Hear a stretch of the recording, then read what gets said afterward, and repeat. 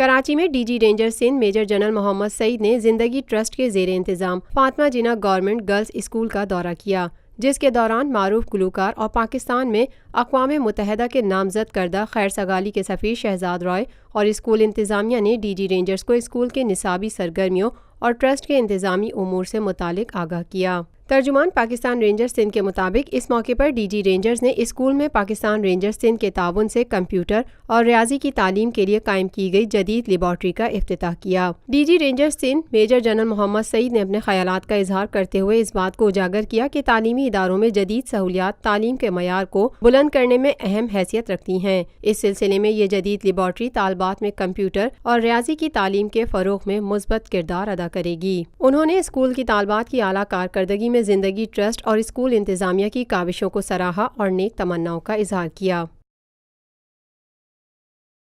Lotus Lake Towers, a groundbreaking endeavor by Lotus Properties.